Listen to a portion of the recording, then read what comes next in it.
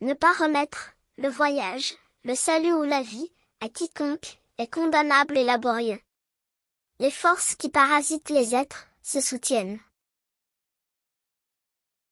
Comprendre que l'être est seul responsable de lui-même, indépendant de toute fraternité, et même de toute divinité, est intimidant, car l'idée de non-préparation et d'ignorance est aussi forte que le besoin d'abri.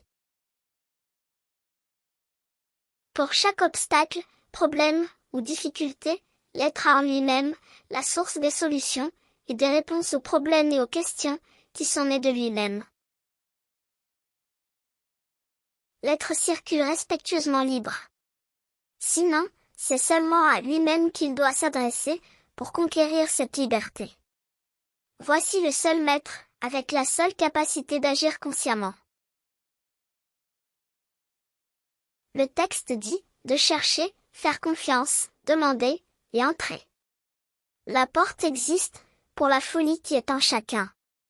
C'est dans cette folie, que réside la liberté. Les arguments pour maintenir l'être aliéné, sont aussi intelligents, que les arguments qui les contredisent. Les yeux sont sur ce qui est présenté.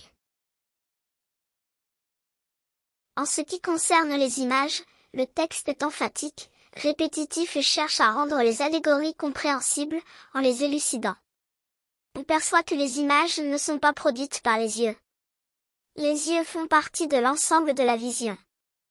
C'est l'ensemble de la vision qui produit les images. Ce n'est pas l'émetteur qui produit les images, mais plutôt l'ensemble qui compose le récepteur qui les produit.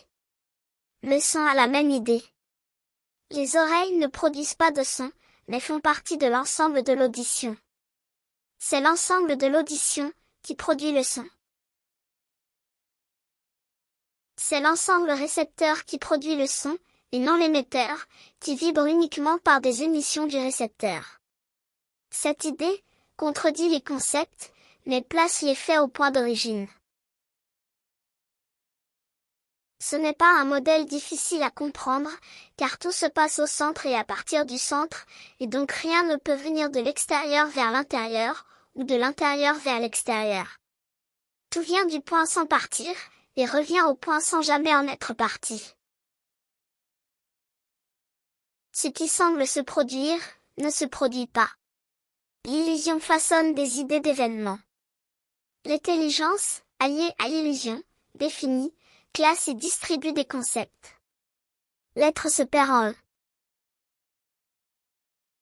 Rien n'est faux, sauf la soumission au confort que les explications apportent, amenant l'être à s'adapter, et à se subordonner à ses concepts de vie. Bien que très clair, l'absence totale de sens des explications, et le confort des promesses de l'illusion, maintiennent l'être dans la léthargie. La folie sauve l'être. D'où le regard vigilant sur les événements.